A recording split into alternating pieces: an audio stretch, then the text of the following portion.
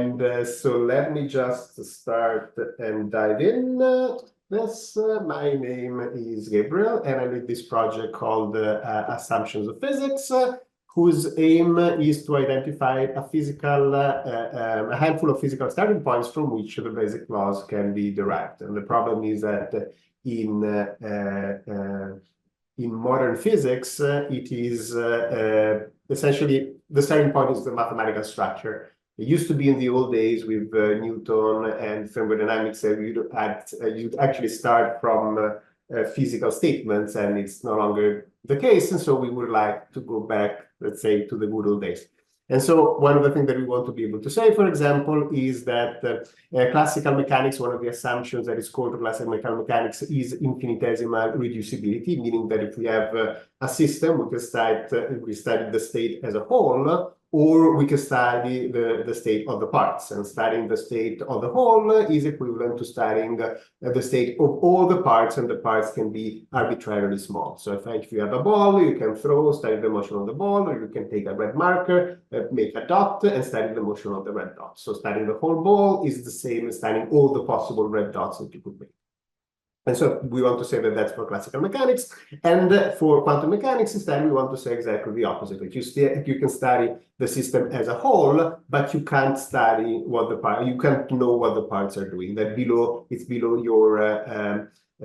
your sensitivity, essentially. You can't know what's that's happening, right? So that's sort of the overall idea. And of course, if we want to do that precisely, you also need to derive the mathematical structure, because if you assuming a mathematical structure means assuming a certain number of physical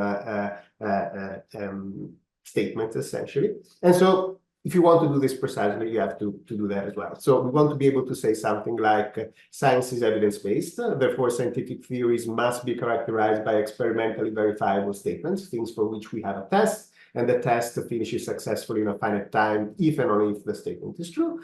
And from that, we want to be able to recover topologies and algebras, which are the foundational layers of the mathematical structure that we need. So this is more or less what we want to do. And behind this, there is this underlying perspective in everything that we do, is that we can say that there is something called metaphysical reality, which is there's a set of elements that really exist, regardless of whether we can interact with them or not. And a subset of that is what we call the physical reality, things that we can access experimentally, things that we can go and sort of see and touch. And of course, then things like hidden variables or parallel worlds and all that stuff, or God and angels and other stuff would be in the metaphysical reality, would be things that exist, but we can't get access to it. And then there is what we call empirical reality, which is the thing that we can reliably study experimentally. The fact that something like the French Revolution is not something that we can empirically study. We can't reproduce the French Revolution to see exactly how French revolutions work. So it's something that exists in the physical reality. We can, do history and so on, but it's not something that we can put in a lab and reliably reproduce. And the idea is that science studies these only things that are in this set. It doesn't study things that are inside there. It doesn't mean that they don't exist. It just means that science, you can't reproduce them, so they're not part of science. And then the idea is that the physical theories are a really idealized account of that empirical reality. You say that things are isolated, things are frictionless, and so on. You create your physical models, so your physical models are actually here. And the idea is that there are some requirements to empirical reality, and there are some abstraction and realization that you do when you make your physical theories. And to us, it's very important that you actually understand what's going on there, because a lot of the things that you find in the physical theory are actually effects of this part and this process of idealization. And so to really have this picture clear, we basically need to look at three things. Of course, we look at physics, but also foundation of mathematics becomes important, because we have to recover those mathematical structures, and we need to know what they are and how they work. And of course, there is the philosophy of science, because this diagram here is basically philosophy of science. And so from having this idea, if physics is about creating models of empirical reality, then to us, the foundations of physics should be a theory of models of empirical reality. not the best model of physical reality, which would be a theory of everything. No, it's how do we construct these models, and what are the requirements for experimental verification, what are the assumptions of each theory, what's the realm of validity of the assumptions. So those are the things that to us are the most foundational layer. And this is very similar to the foundation of mathematics, where the foundation of mathematics doesn't give you a theory of a theorem of everything. It tells you what theorems are, how they work, and what you can and cannot prove. And there are limitations to what you can do. Same thing in the foundation of computer science. Foundation of computer science is not the algorithm that compute everything. No, it's what is an algorithm, how does it work, what is computable and what is not, and finding what are the limitations that computing machines have. And so this leads to a very different approach to the foundation of physics. The typical approaches are constructing interpretation, or again, finding an ultimate theory, a theory everything from which everything can be derived. And instead, our approach is really a theory about physical models. So we want to understand what are the general physical requirements for constructing a theory and construct a general mathematical framework, because all these models will have to have certain features, so that there must be a general structure that is common to all of physics. And then you find specific assumptions for classical mechanics, quantum mechanics, thermodynamics, and you see what each theory is actually about.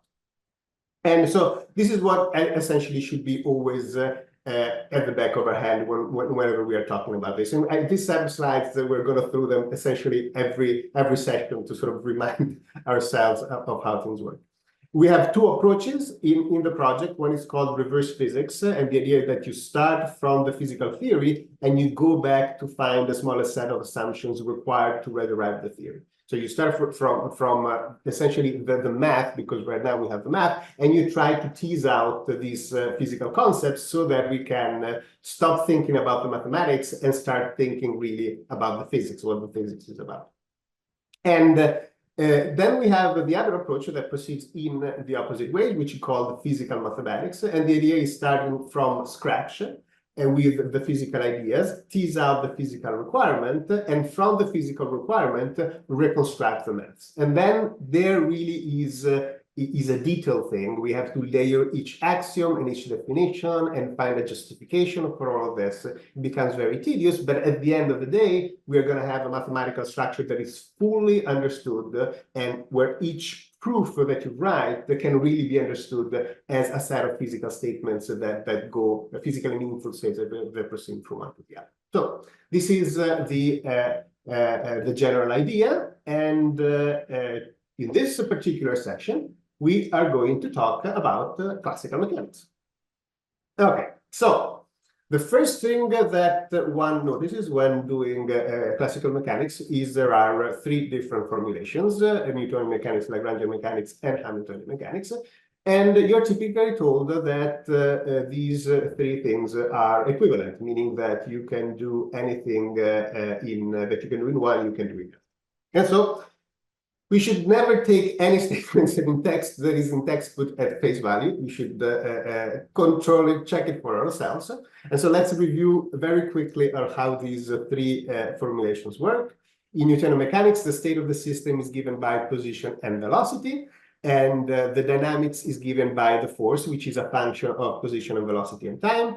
And the evolution is given by Newton's second law, which is the force is equal of the derivative in time of kinetic moment. So this is one way. Lagrangian mechanics has the same definition for state, its position and velocity. The dynamics is given by a Lagrangian, which is a function of position and velocity. And the added constraint is that the Hessian of the Lagrangian, the sort of the mixed second derivative in velocity, the determinant of that must be different than 0. Because if it's 0, you are not going to have a single solution. And if you are in those conditions, then through the principle of least action, you can actually derive the laws of evolution, which are these equations here. The third formulation is Hamiltonian mechanics. The state here is not position and velocity, but it's position and conjugate momentum, which is slightly different than kinetic momentum. The dynamics is given by a Hamiltonian, which is a function of position and momentum, and then you have the evolution given by the Hamilton's equation. The first thing that should be striking here is that in Newtonian mechanics, the dynamics is given by one function for each independent degree of freedom, while in Hamiltonian and Lagrangian mechanics, the function is always one. And the issue is that there is no continuous one-to-one map between the space of single functions and multiple functions. So there is no, mathematically, there is no homomorphic. These spaces are topologically distinct. You can tell that you are in one another. And so this means that essentially Newtonian mechanics has more things that it can be described. So not if you were to make a map, you could take all, even just mathematically, you could take all these functions and map them inside here continuously, but you can't do the reverse. Therefore, there are more Newtonian systems than there are Lagrangian and Hamiltonian systems, just by essentially counting it properly. And so if the space is different, now we have to actually understand exactly what's the relationship between that. So you have a Lagrangian state and Newtonian state, and these are the same. So if you have a state for one, you have a state for the other. And we have the equation of motions. And now we basically need to check whether if I'm given the Euler-Lagrange equation, I can go back and get a sort of a Newton second law. For now, we'll assume that the mass is constant. You do the calculation. And what you end up is this relationship here. This essentially is a matrix. You should think about a matrix that is multiplying the acceleration. And here you just have a function of position and velocity. And so to be able to have a solution, you have to invert this matrix so that you can solve the problem. And you can invert this metric when this matrix is non-singular, when the determinant is not zero, which is exactly the condition that we needed for the single solution. This unique solution is there so that we can invert this matrix and find an acceleration. And if we find an acceleration, we can kind of say we have arrived here. Even though the math is not really fully specified here, you can find a mass such that this equation is going to go through. So then whenever we have a Lagrangian system, we can get to the acceleration and we can get Newtonian system without any problem. And now we can compare Lagrangian and Hamiltonian system. And now the first problem here is that the state is defined differently. Here we have velocity and here we have a conjugate momentum. And so what we need is that the relationship between the velocity and position and momentum, we need it to be invertible. And the function that goes from position and momentum to velocity is the derivative of the Hamiltonian with respect to momentum. So we need this essentially to be a monotone function with respect to momentum so that we can do this inversion. And this means just that the derivative of this thing in terms of the momentum is the Jacobian. It's basically different than zero.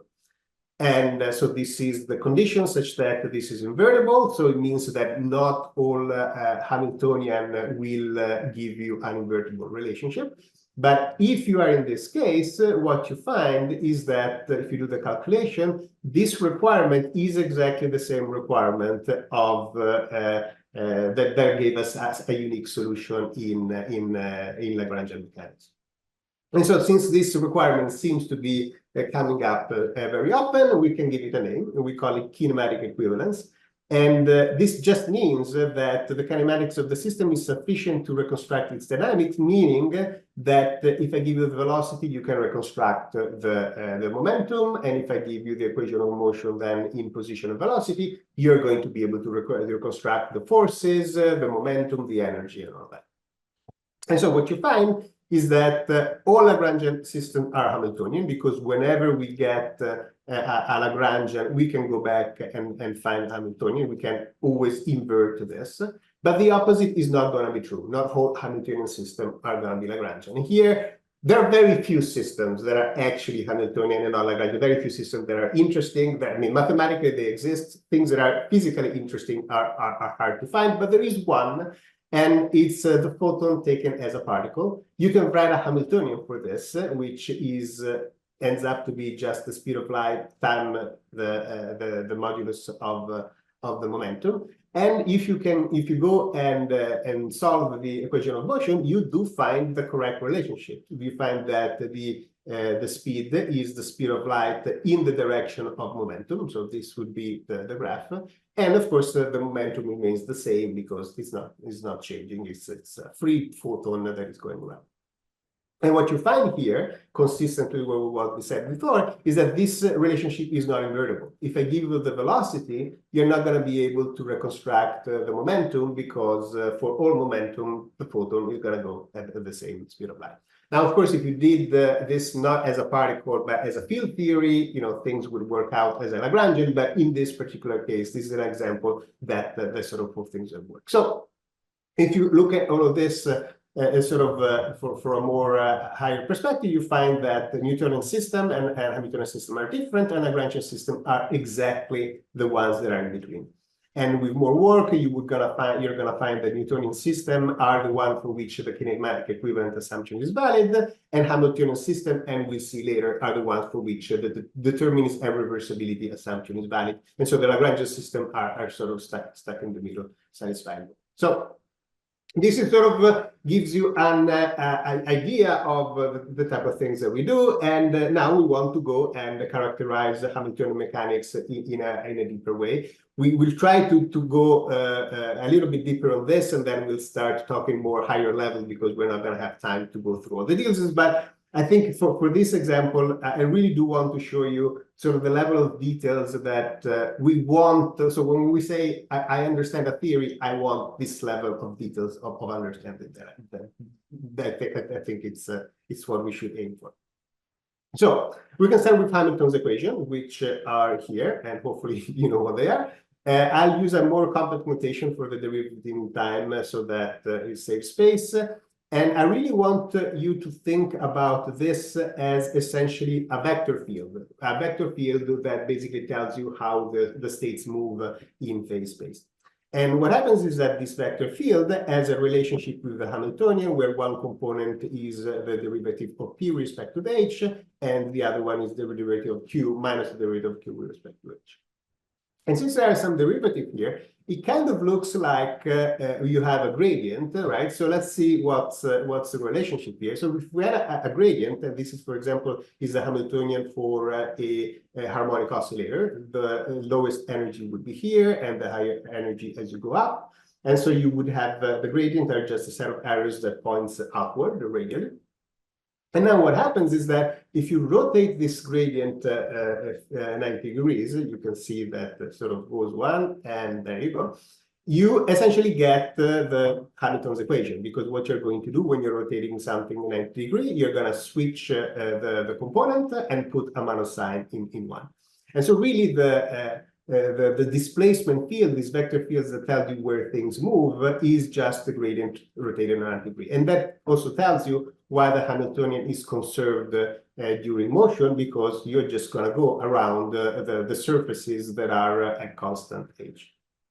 And so you can rewrite then the Hamiltonian equation by using this matrix, which is the 90-degree rotation. So you can write that the displacement is just the gradient rotated by 90 degrees by this matrix, or you can write it in this other notation, which is more what mathematicians use in what is called symplectic geometry. But for now, this thing for us is just a 90-degree rotation. So we have that this vector rotated 90 degrees is equal to the gradient of h.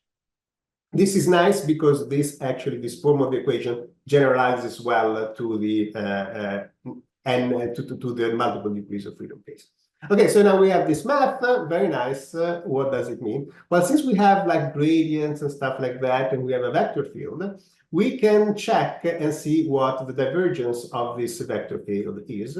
And you find that it's zero. The divergence of the vector field is zero.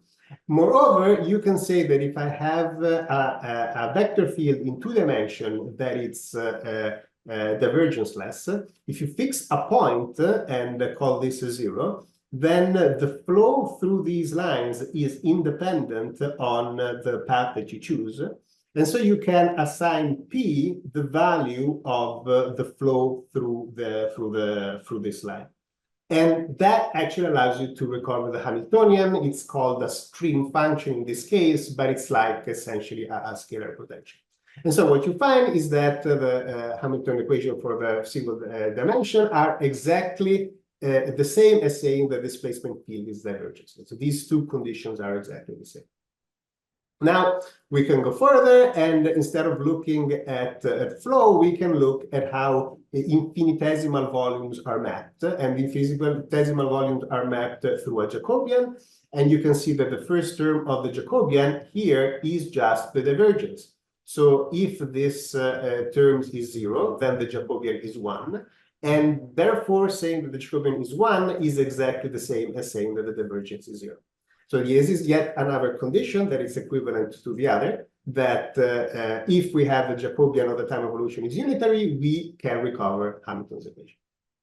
And again, since now we know that the Jacobian is 1, we know a bunch more things. We know that the volume has to be conserved. The volume of a finite region has to be conserved, because what's happening is that when we change a coordinate, there's just going to be a Jacobian in the middle. That determinant of the Jacobian is going to be 1. Therefore, the volume is conserved. And this is called the Lewis-Roots theorem, essentially. And the same applies to densities, because also densities transform with the Jacobian, just in the opposite way.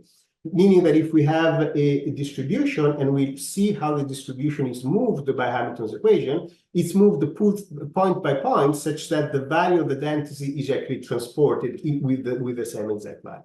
So if the densities are conserved through the evolution, then the Jacobian is unitary, and then it means that we have Hamilton's equation. So this is yet another condition that is exactly equivalent to the rest. Another way to calculate the areas for the infinitesimal volume is basically taking two vectors and seeing the area of the parallelogram, and which would lead to this equation. And this can be rewritten with that omega that we had before. So this is another way to characterize the area. And then what you can do is see how this is transported. So you can do this calculation of the area given by the two vectors as they move. Or you could also rewrite this expression such that you have this omega hat, and the omega hat is going to tell you the area of the final parallelepiped given the initial values. And so if you want the area to be conserved, then you need that this original omega has to be equal to this transported omega. And this is essentially, in math, this is called symplectic form. And this is why we call it simple. So if we want this matrix to be invariant, so this matrix, it remains that 0, 1, minus 1, 0 as things evolve, that again is an equivalent conditions to Hamiltonian mechanics. Another thing, if you studied Hamiltonian mechanics, you might have heard about the Poisson bracket. And if you look, if you imagine that you're doing a transformation from QP to FG, and you calculate, again, the determinant of the Jacobian, you find that the Poisson bracket is actually the determinant of the Jacobian.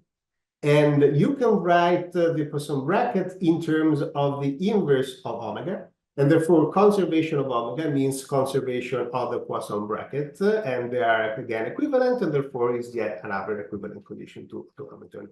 So the point is that there is a lot of ways that you can look at this, and all of them give you sort of a different insight. And another insight is the following. We had, before we talked about the flow through the curve, and then what happens is that, again, this expression can be rewritten, and again, this is this product can be expressed with this omega. And we can contract these two elements, much like if you study general relativity, you can make indices go up and down. And so now this is the rotated flow. This is the vector rotated 90 degrees. And now we're going from a flow through the curve. We're going to go through a flow along the curve. And now this the divergenceless of SA upper A becomes the curl of the flow along the curve. And so again, I understand that I'm just saying a lot of things, and you're not going to have time to digest it. But the point is that we get yet another relationship. Instead of having the divergence on the upper S, we have a curl on the lower. And these are all mathematical conditions, and again, it might help for the math, but again, the point of reverse physics is to go and look at the physics. And so now we can go and sort of start thinking about a little bit more higher level. The point is that Hamiltonian mechanics is really not just about transporting points, it's really transporting this area and density. All the relationships that we found were about things that happen in the neighborhood. And so it's really useful to think of classical point particle as infinitesimal regional space, little volumes that you're moving around instead of points. It makes mathematically more sense, and it also makes physically more sense because that's actually what we do in classical mechanics.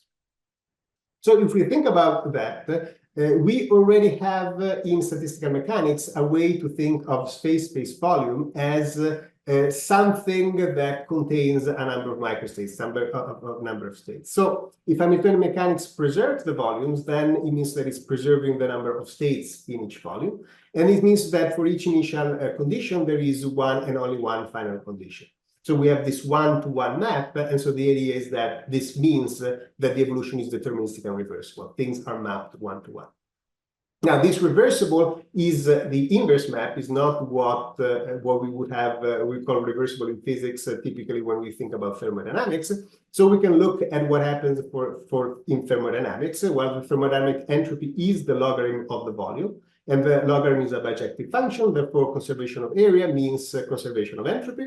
Therefore, conserving a volume means that the evolution is deterministic and thermodynamically reversible. The entropy does not increase. Now, this might be a little bit surprising. How is it that deterministic and reversible evolution leads us to the existence and conservation of energy? Well, if you think about it, you can actually make a simple argument. If a system is deterministic and reversible, then the past and future depend only on the state of the system, which means that the evolution does not depend on anything else, which means that the system must be isolated. And if the system isolated, for the first law of thermodynamics, the system must conserve energy. So we have found something similar. So the idea is that this is really a stronger version of the first law of thermodynamics, because not only tells you that the energy has to be conserved, it also tells you that the energy has to exist, that you can find a Hamiltonian. Okay, so we talked about entropy. There is another type of entropy, which is the information entropy. So how does that change?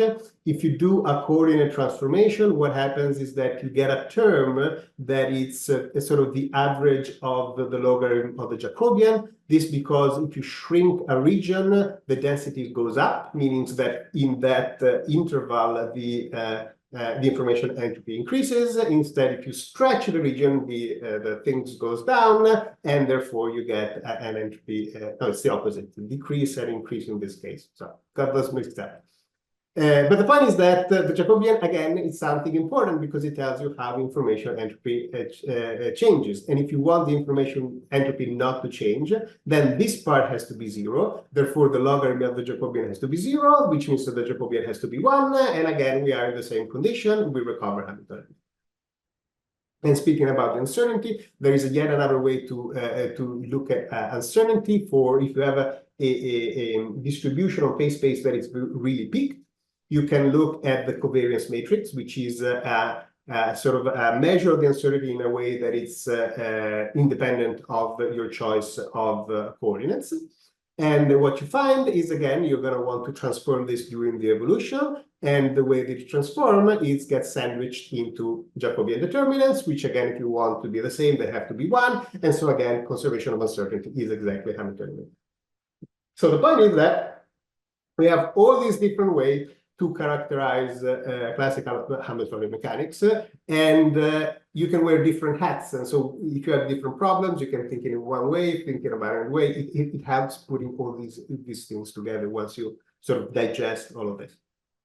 And so the point here is that Hamiltonian mechanics describe the flow of states that is deterministic and reversible. That's one of the assumptions. And the point is that there is really a deeper way to understand classical mechanics. And as I was saying before, I'd like to understand everything in physics at this level of details with lots of different conditions and see what is equivalent or not.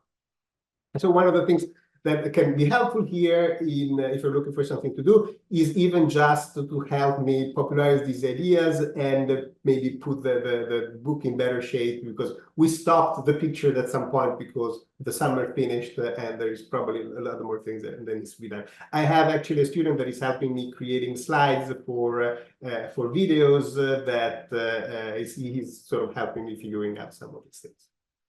Okay, so we are already half an hour in and I am not even basically started. So I'll have to go through the rest a little bit quicker. So for the multiple degrees of freedom, again, we have figured out the difference. And what basically happens is that there is a set of conditions that are about volumes and a set of conditions that are about two-dimensional areas. And for the single degree of freedom, of course, these two things are exactly the same. But for multiple degrees of freedom, they're not, because statements on the areas are going to be stronger than the statement on the volumes, right? The statement on the volume gives you fewer constraints. And one of the way that you can understand the geometry is by looking at this omega, this symplectic form. And you can basically see that it's the outer product of a matrix, which is the matrix that we saw before, the one that to calculate the area, and then an identity matrix that you can kind of think as a scalar product across different degrees of freedom. And so what happens is basically you have a preservation of areas within the degree of freedom and a preservation of orthogonality across degrees of freedom. That's basically what this thing tells you. And so you can see in this picture, if you imagine that this is 1 degree of freedom and this is the other degree of freedom, which are shown here as 1 dimension, but they should be 2-dimensional. This area here would correspond to this area. This area here would correspond to this area. These are preserved and they remain orthogonal. And of course, if the area are preserved and orthogonality is preserved, then you're also going to preserve the volume. So this is the preservation of areas and orthogonalities, and this is the preservation instead of just the volume. So you have an implication on one side, but you can't have the implication on the other side. This is an example that is also in the book. You can have 1 degree of freedom that sort of contract as if we had linear drag, and an other degree of freedom that expands. In this case, the volumes remains the same. And so if you go and calculate the divergent of S upper A, that's satisfied.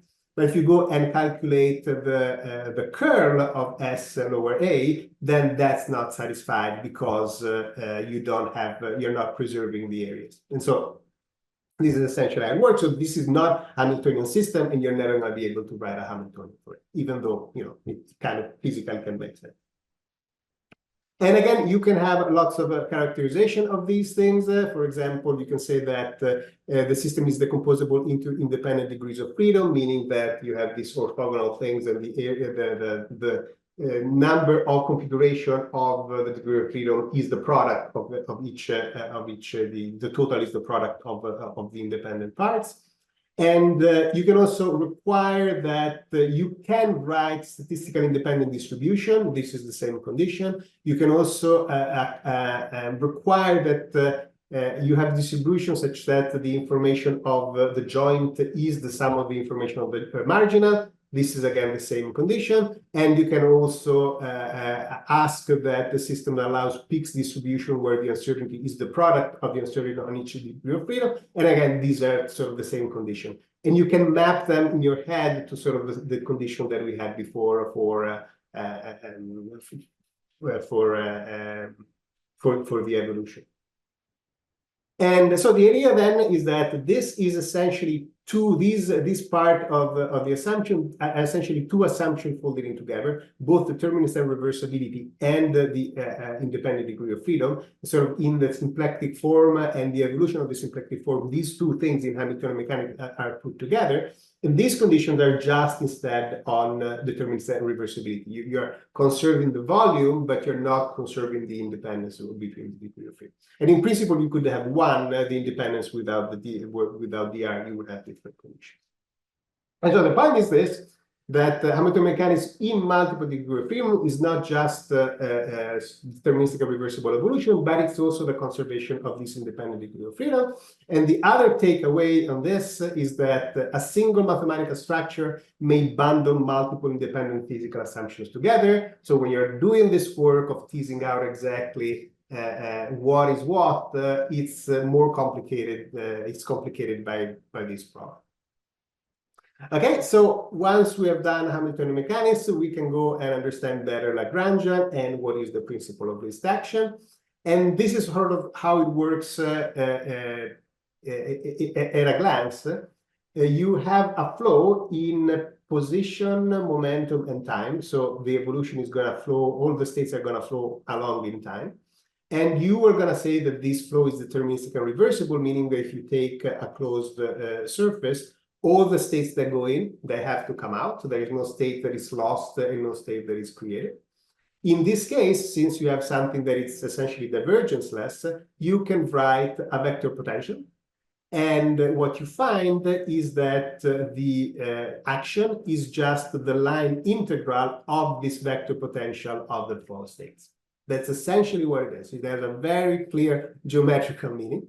And the variation of the action, once you do the Stokes theorem, it becomes the flow through the path and the variation.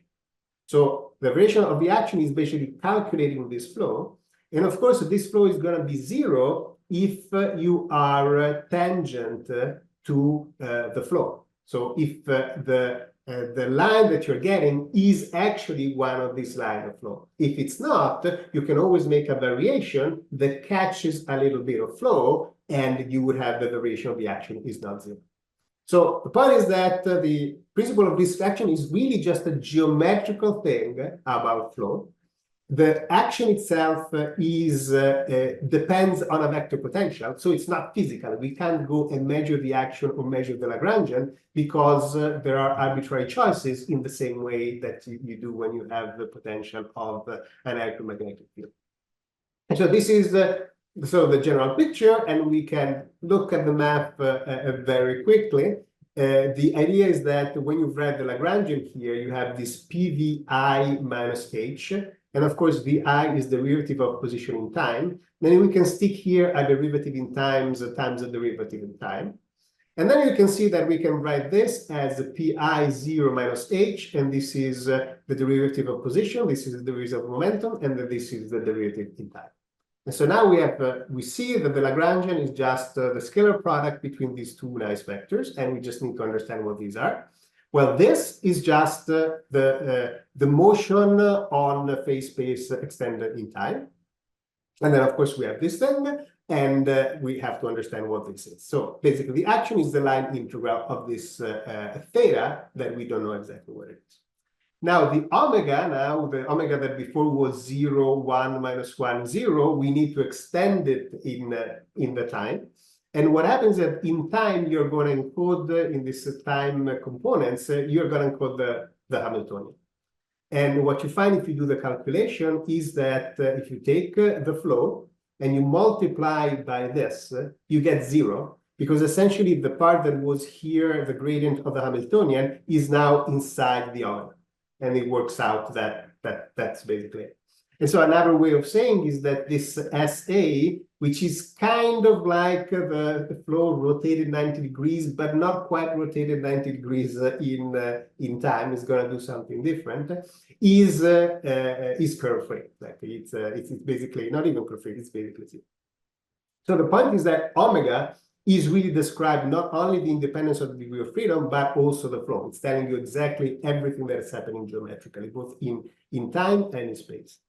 And what you can find is that if you do the curl of theta, you actually are going to get omega. Like this is the calculation. We're not going to throw it. We should double check because I could always make a mistake. But the point is that this is it. And then once you have this general thing, you can go and apply Stokes' theorem and find that whatever I said before works, not only for one degree of freedom, but it works in general for n degree of freedom. So that's how it works. And one of the things is to note is that kinematic equivalence is needed only to write the Lagrangian in terms of position and velocity. So up to here, everything that we've done, all that we've done here, does not require kinematic equivalence. So the only thing that we need to kind of equivalence for is to transform this theta into an L that is only a function of position and velocity. All these things still exist as a function of position and momentum. And so the idea is that the principle of least action works in the extended phase space, in position, momentum, and time for Hamiltonian systems that are not even Lagrangian.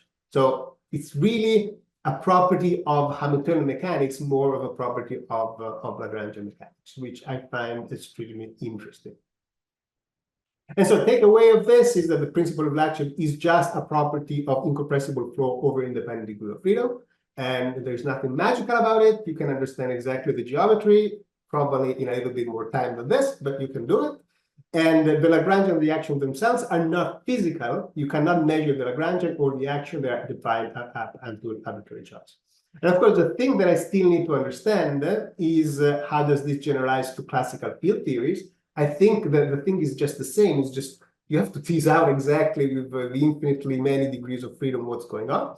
And then I'm sure there has to be a generalization to quantum mechanics for the path integral, but I haven't really even started thinking about this. But there has to be a way to do it. Okay, so once you've done that, one other thing that we can show is that we can actually, the kinematic equivalence assumption, it actually gives us a lot more.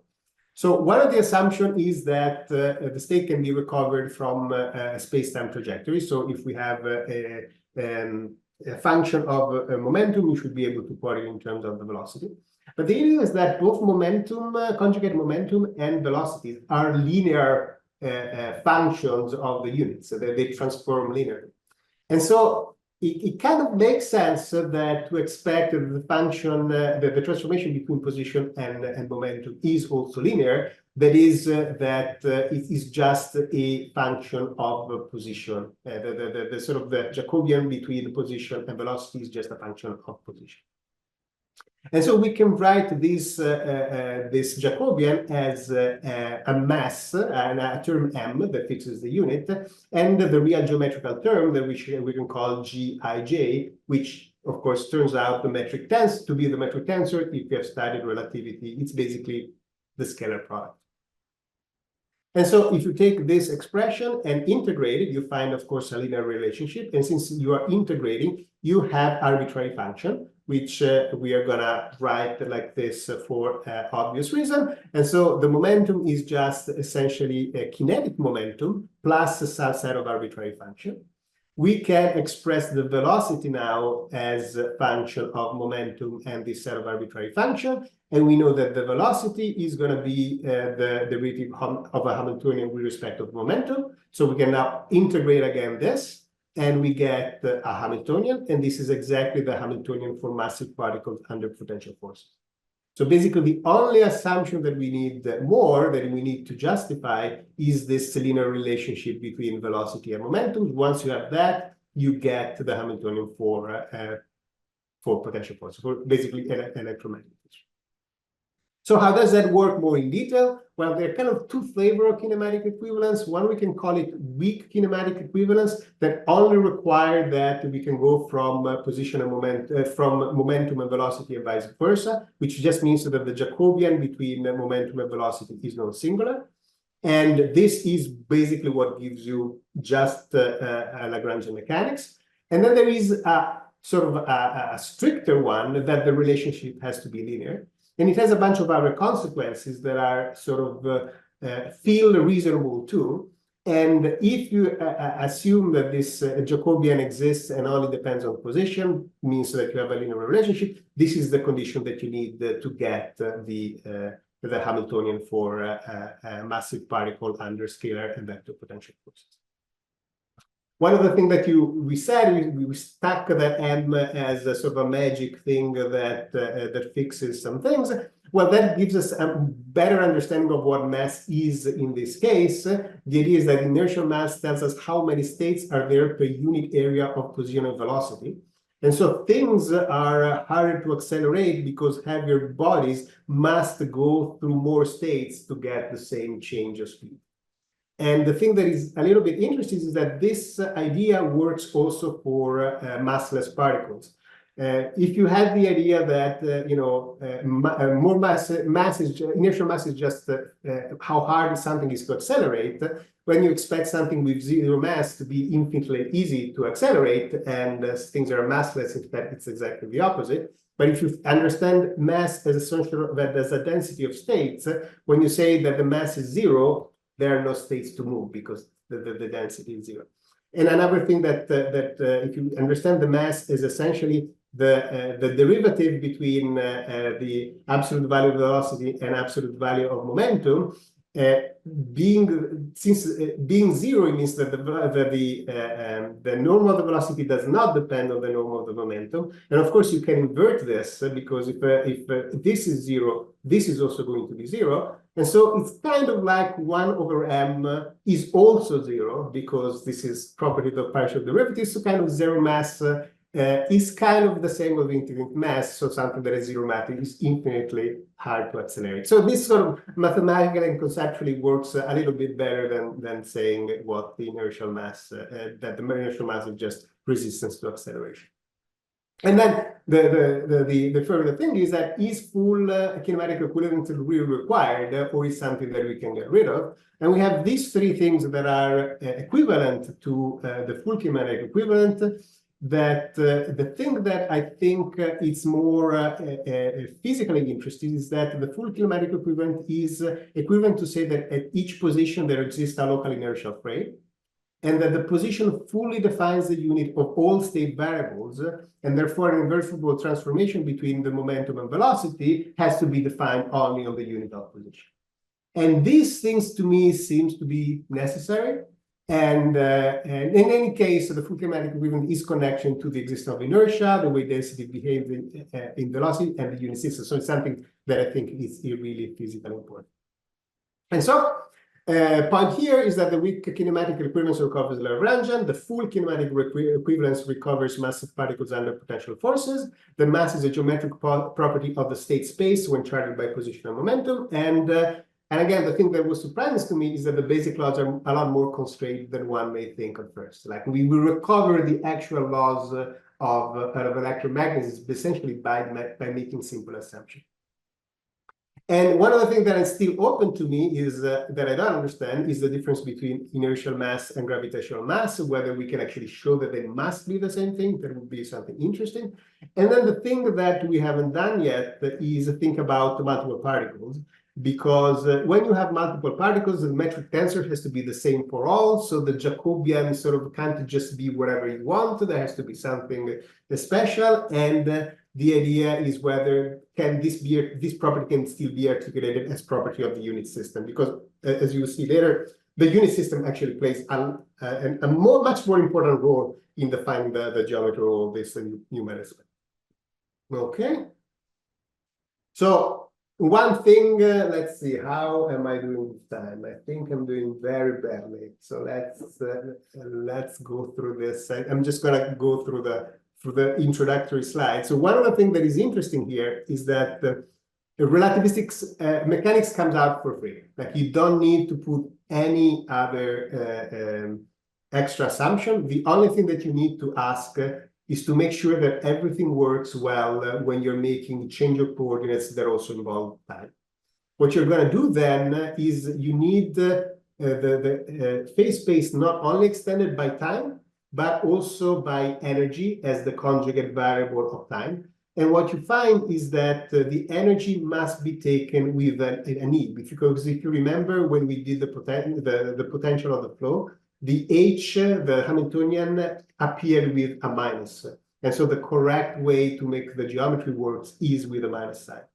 And so once you have this, you find that the symplectic form is going to sum the independent degree of freedom, and there is a minus for the temporal degrees of freedom, which is exactly what happens in relativity. But we haven't talked about here. This essentially works even if I don't know that a metric tensor exists.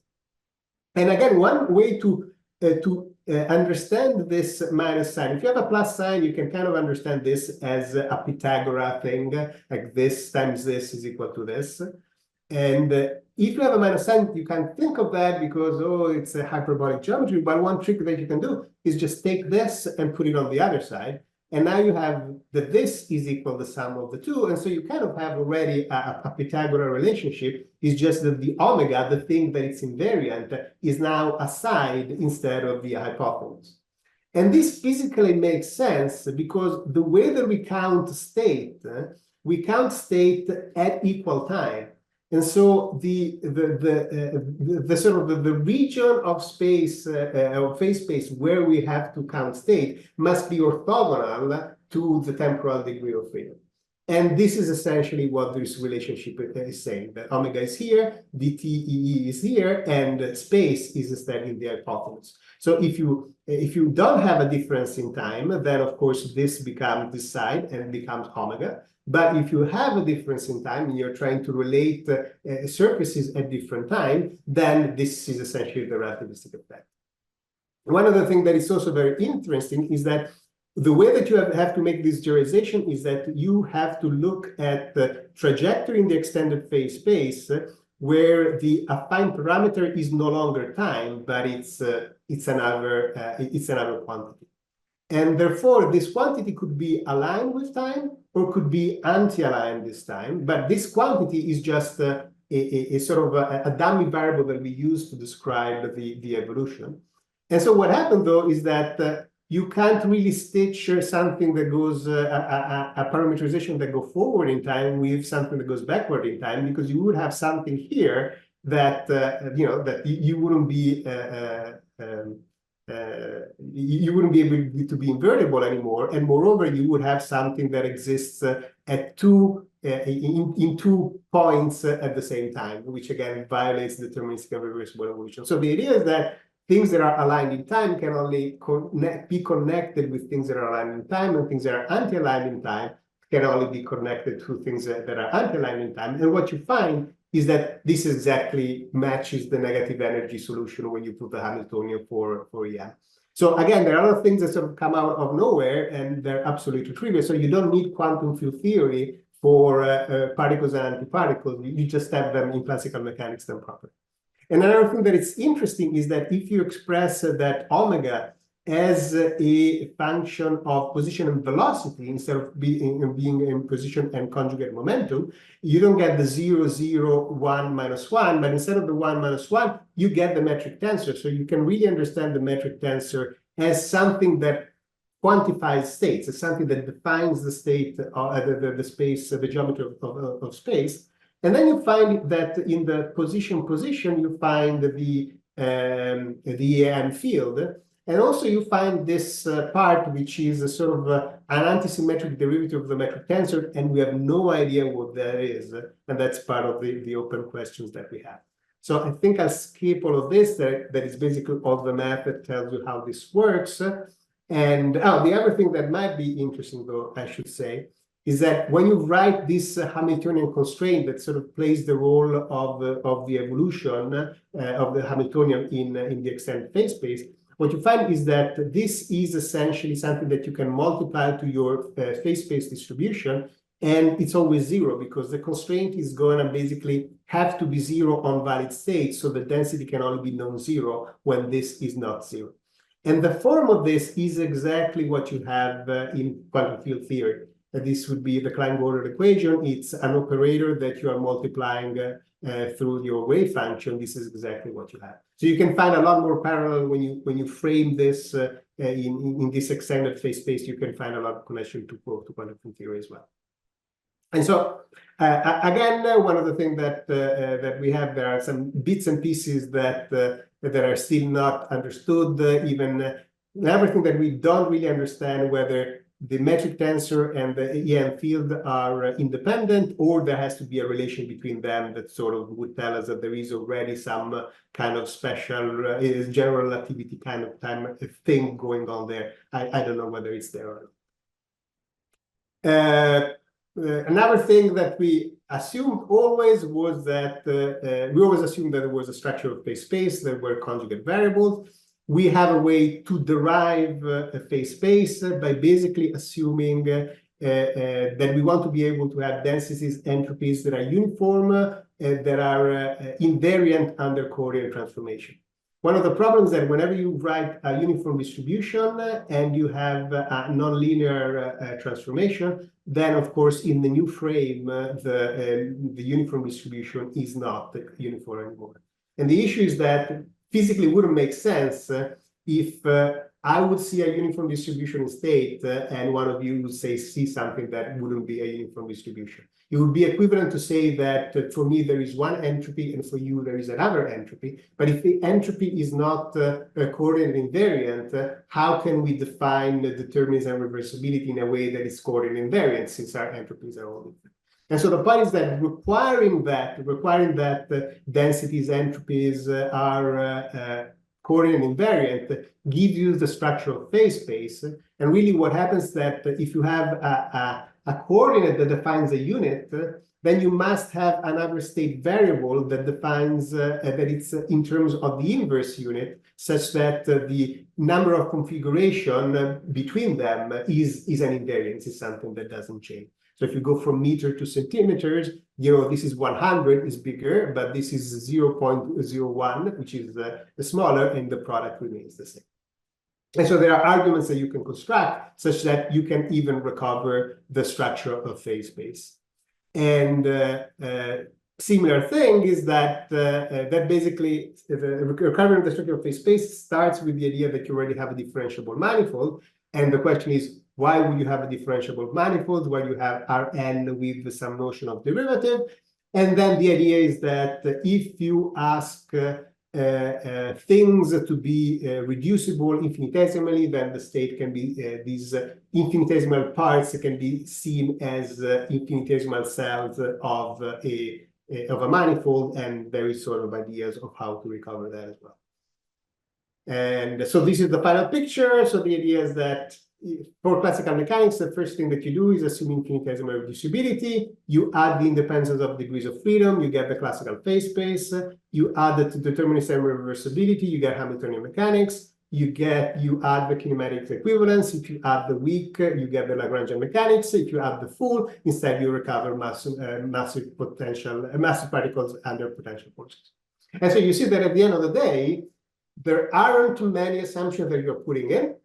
They are pretty clear what they mean physically, and they do a lot more work than you would have probably imagined. And so the idea is that in physics, at the end of the day, there are not very many ideas fundamentally, and if you connect them correctly, you get a lot of stuff out of them. And the only thing that we would like to do this in a better way is that a lot of the arguments are done in a sort of physicsy way. It would be nice to have them in a more mathematical way so that then we can also reuse them better for when you're doing physical mathematics. The thing that is completely open is field theories. We have absolutely no idea how to do them yet. In principle, there should be a way to generalize the symplectic structure when you go from finitely many degrees of freedom to infinitely many degrees of freedom, which is what a field theory are. But we don't know that the correct mathematical structure exists. I found a paper or something called symplectic field theories that people were excited about 10 years ago, and then they stopped because they weren't able to prove the major theorems that they needed. So I think it's an open research problem. And then there is general relativity, which means to me having a really good and a geometric understanding of the Einstein fields equation. And since we know what the action is, if we had an understanding of the action for field theories, there is a relationship between the stress energy tensor and the metric tensor. And so maybe there is a way to understand the relationship between curvature and energy momentum as a relationship between flows and degrees of freedom. No idea. This is something that still needs to be done. Okay, so to wrap it up, classical mechanics has been given the full reverse physics treatment, and the idea is that this serves as a template to show that we can actually understand things that we even think we understand, we can actually understand a lot better. There's still some areas of improvement, but again, I think we have done a lot of work on this. I personally, I'm trying to concentrate on the other parts that are still more open, but it would be nice to have other people that sort of help me put the open problems close the open problems that we have in class. So I'll stop because I already talked for an hour, and we'll open it up for questions. And for questions, the idea would be please write the questions in the chat. And if you like somebody else's question, vote them up so that we can answer first the questions that are most interesting to most people.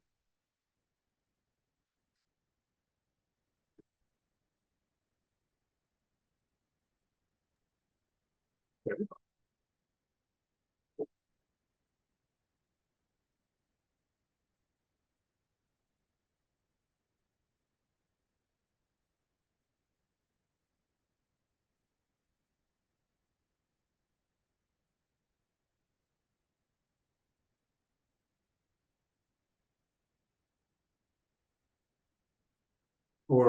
Or at this point, we can just ask questions directly because I don't see anything happens to the chat. So anybody has any questions?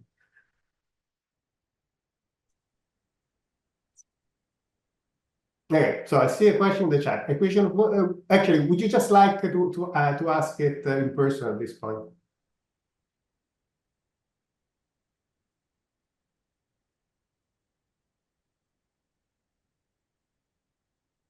Okay, I just revised. So the question of motion give a quantitative description, but this includes a qualitative. Sorry, the audio was not working. Okay. Hi, how are you? Yeah, am I audible? Yes, we can hear you. Yeah, I just wanted to, I mean, a lot of good content, but yeah, I just wanted to see if we are looking at the correct thing, because it seems like equations of motion have like given us a lot of measurement or like quantitative aspects, but in nature, like we describe physics in terms of a lot of qualitative concepts. So is there a way to like talk about that mathematically or like coherently and include that in our discussion? To me, the assumption feel more qualitative than quantitative. I mean, saying that a system is isolated or the motion is deterministic and reversible sort of gives me a sense of that. And even having conserved quantities, it's sort of it is quantitative, but it feels to me qualitative. So, what exactly are you looking for qualitative versus quantitative?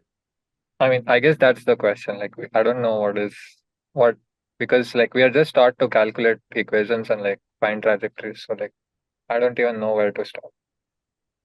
So for me, these assumptions are kind of a guide for what equations you need, and also for making, I can say, already intuitive leaps. So, for example, if you know that entropy is conserved, one of the things that you know is that if you stretch the variable on one side, you must compress it on the other, because the sort of the distribution must, if you have an area, you're not going to be able to shrink it or enlarge it. So already that can give you some quantitative idea, and for example, it connects to the uncertain principle, because that's sort of the same thing that they're done.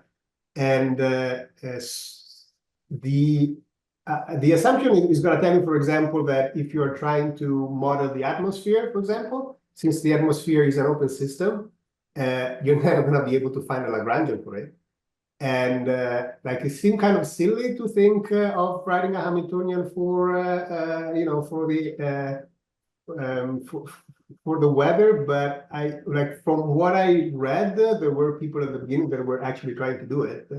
So that doesn't work. Another thing that people try and get confused on is that you can actually write some Lagrangian and Hamiltonian where the kinematics looks dissipative. So you can write a Hamiltonian Lagrangian, and you see the trajectory that sort of goes to an asymptote, as if the motion is the one of a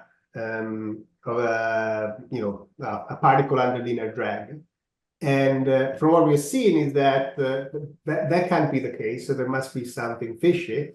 And in fact, if you look what happens in phase space is, again, you're shrinking one direction and you're blowing up the other to infinity. And so you're not really having a dissipative system. You're doing, essentially, you're putting yourself in a very non-inertial frame and doing something weird.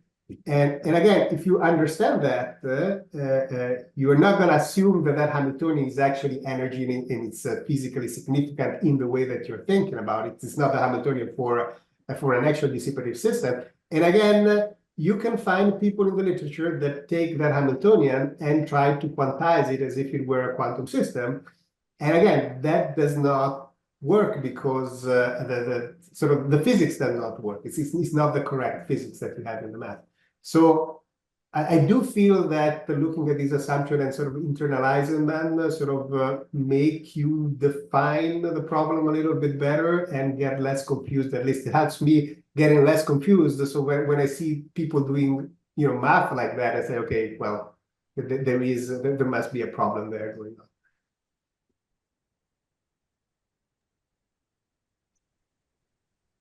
I have a question if no one. Go ahead. Earlier on, when you had an example about infinitesimal reducibility and a classical state, irreducibility in quantum state, there's these two balls in the picture, and there's a mapping for the infinitesimal reducibility of like a one-to-one from ball to ball. Yeah. Are those supposed to be the areas of states that you were talking about that are being mapped one-to-one in the classical picture, or is it something I don't understand? Correct. So the idea is that in classical mechanics, the state of the whole ball or the whole system is not really the point, but it's the distribution that you have on top. And then you can say, okay, I have an initial distribution, I have a final distribution, I can map each infinitesimal piece one-to-one, and that's exactly the flow of particles. And in quantum mechanics, the idea is that you're not going to be able to do that. You can map the full distribution to a full distribution, but you can't say, oh, this piece of the distribution is the one that went here, this piece of is it's like saying if you have a particle that emits that first absorbs some energy and then emits the energy, you can't say whether the energy that gets emitted is the energy that came in or the energy that the particle already had. You can't do it. Are you going to elaborate on that more in the quantum mechanics? Well, in quantum mechanics, yeah, that's sort of that's going to be the idea.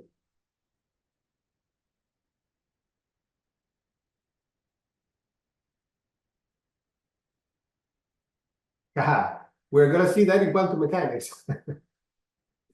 So again, let's transform it in a question in classical mechanics, since we were talking about classical mechanics. So classical mechanics is local precisely because we can take each part and talk about it independently of the rest. So if I have my system,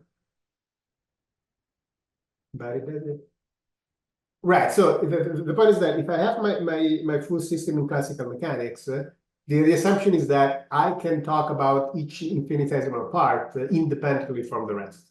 So if I have a full distribution, I can go and talk about each piece. And now each piece, since it's infinitesimal, it's going to be local because it's going to be defined in an infinitesimal region about around each point. And so that's how sort of classical mechanics, sort of how infinitesimal reducibility implies locality in classical mechanics, because space is one of these variables that we use to chop the system into parts. We have a system, we say, okay, there's the system in this region and the system in the other region. And now, of course, if I make the opposite assumption, if I say that the system is irreducible, well, it kind of still has to extend in space, because if it didn't extend in space, right, if the whole system were a single point, we kind of would know what all the whole system was doing. The whole system is at each point, at this point, so all the parts are at this point, so I know what all the parts are doing, because all the parts are at the same point. And so you can't say that. And so you're going to have some distribution in space, because but that distribution in space is not something that you can partialize because you don't have the assumption of reducibility. That the whole thing is a whole block. And so if I interact with this part of the system, well, I'm interacting with the whole block, because if I were to be able to interact with this part of the system, I would be reducing. I say, oh, there is this part and the other part.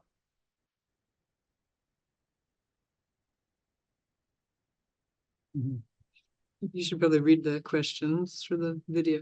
Oh, you're right. I should read the question for the so. And now, since we're still talking about chopping up, is there such chopping up of a whole in reality, or is the space grid just imposed for mathematical purposes? That's an excellent question, because the idea is that the grid exists because we can create a reference system, right? So I first create my manifold or space-time, meaning I can have references and rods and points to sort of define this. And we actually have this. We'll see in the third day, the first session of mathematics. He's gonna tell you how essentially we construct the grid, and then we put stuff on top of the grid, and then the grid itself is has already a lot of assumptions that are there in the physical system to be able to actually create that grid. So there's a lot of issues there that needs to be discussed. And then and then you put these distributions, and then you impose some, you put essentially these ensembles, and then you assume some further properties on the ensembles. So the question is, chop it up as a whole is the reality of the place. So it's kind of so the way that I see it is that first you have a set of assumptions that allow you to make the grid, and then you have a set of assumptions on ensembles on how you can sort of divide this ensemble into sub-ensembles. And whether this happens in reality or is just one of the idealizations that we put such that we can actually create the physical theories, I think there is enough sense that the assumption that we need to put there are idealization. So it's really something that happens in the model, that happens in our head, that it's a simplified version of what the actual physical system is. So, for example, if you have to assume that at some point you're going to have some Planck scale where things become messy, then the idea that you can actually make the grid is going to fall apart. And then you need something more complicated, which I still don't know what it is. Does that answer the question? Okay, so I'll move on to the next. Have you two made or have any candidate metaphysical claim? So we try to stay. So here's the thing. I don't understand whether I'm interested in metaphysics or not, because a lot of the metaphysics is trying to create statements about objects that exist without reference to essentially physical practice. The objects that we want, if you remember, let's see, maybe I should go back to the original slide. Let's see. Well, it's essentially that we are interested in the object, the idealized objects that we need to describe a scientific practice. And so, for example, the notion of ensemble is going to be critical for us. And the notion of ensemble is not something that sort of exists in that metaphysical world that I was telling about. It's not something that exists by itself. It's something that we need for scientific practice. So did I find the slide? Yes, I found it. Okay. Right. So if I want to make a metaphysical, so most philosophers that I talk to are interested in this part. Like what really exists, the hidden variable, the multiple world, or whatever. And we are sort of not even talking about that. We care about this. How do we define objects here? And objects here have properties that are based on the requirements of being able to study things repeatedly. So, for example, when we write Lagrangian or F equals ma, right? It's never a statement about a single object at a particular time. It's a statement about every time that I prepare something, I'm gonna have these everythings. So it's a statement on this, on the part that it's sort of reproducible, that it's always there, with the idea that I can always test it another time and find the same thing. So the statement is not about a single thing that exists right now. It's a statement about the collection of all the preparation that I'm gonna ever be able to make, and the collection of all the measurements that I'm gonna ever going to make. So if one wants to talk about what these things are and consider metaphysics, understanding what these objects are, and want to understand ontologically what these ensembles are, then that's interesting to us.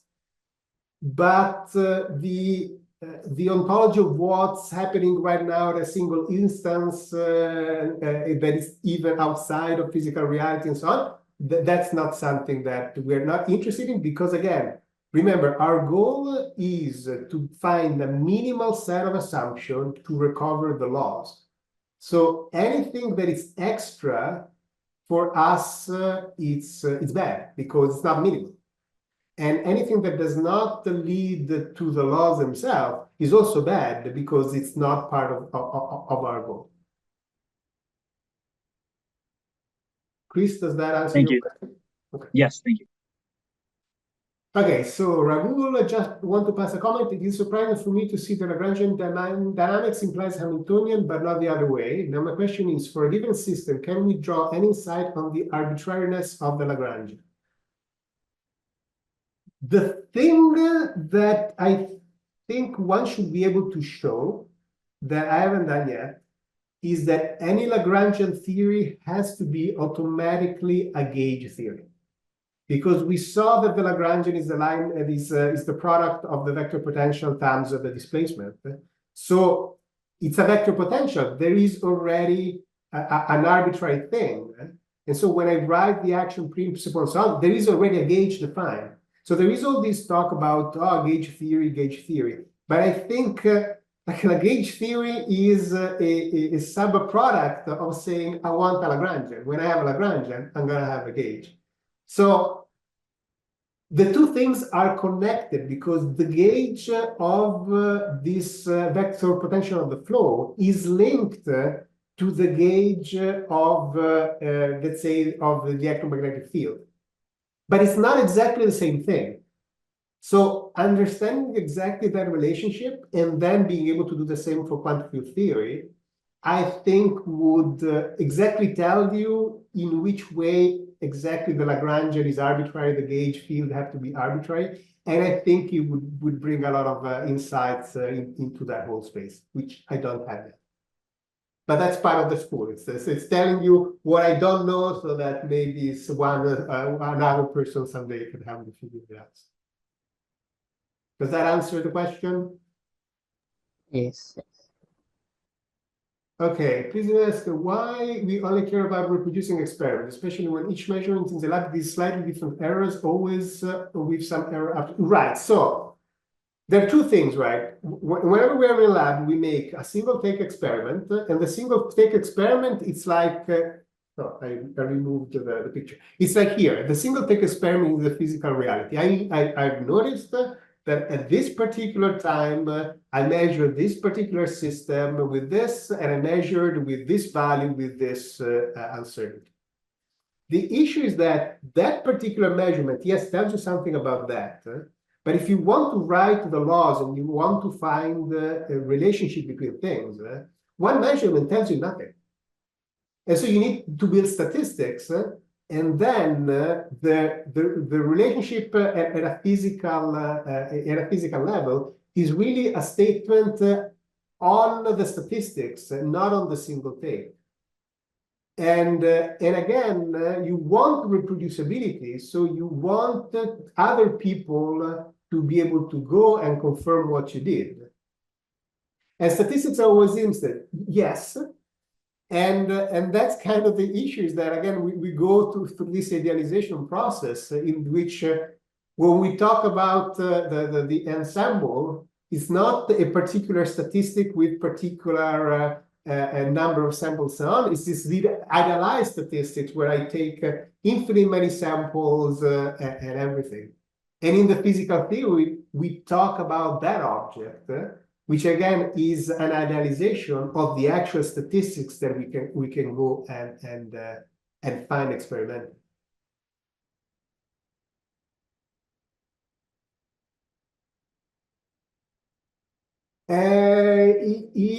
You need to read the comment. Oh, right, introduction. The comment is this looks like a machine learning model to do linear regression. So it's not really a learning model, but it's I mean, in a sense, even that in the machine learning is some kind of way to abstract. So whenever you're doing a regression with a machine learning or it's nonlinear regression, you're basically going from a set of data to the sort of the let's say the real distribution, right? And so you have this thing, like, you know, you have a Poisson distribution, and then you have the actual instance. And sort of the Poisson distribution is the theoretical model, and then the actual statistic is what you get. And the actual statistic is always going to be not the ideal one. And that sort of applies to anything that we do in science, not just physics, but, you know, in anything you imagine that there is this idealized population, and then you reason on that, and then you find predictions, and then when the prediction is always in terms of these idealized distributions.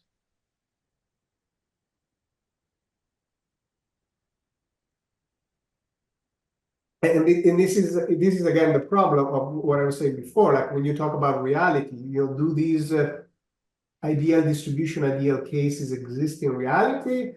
Well, to me, they are the models. Like they're capturing something from reality, and to a certain extent, you know, one of the things that people miss is that one of the advances that Galileo made was that he was not talking about real systems anymore.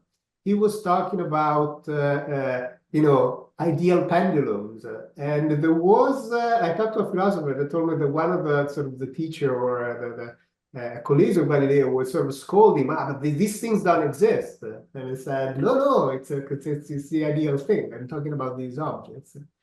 And part of understanding, like, when you have something that is very complicated, if you can tease out a simple model that explains like 90% of what's happening, that's when you actually have understood the problem. You found the core, and you find the core by creating a model that technically doesn't even exist. And so again, reality is not reality. Well, I'm interested in the models. I'm interested in how do we create these models, and as we saw for classical mechanics, once you say I have a model that only has to satisfy these small assumptions, you get the physics out. You get the machinery that we have in classical mechanics. And so that tells me, well, okay, then you know, this thing is, you know, the models that we're making are these assumptions more than whether the actual object is actually isolated or deterministic or reversible and so on. Well, you know, in these conditions, then I can assume that to be valid, and that's good enough for me. Does that answer the question? So maybe we do a couple of minutes break in case people need to go to the bathroom or something. Come back in at 11:30 Eastern, 5 minutes. Yeah. Okay.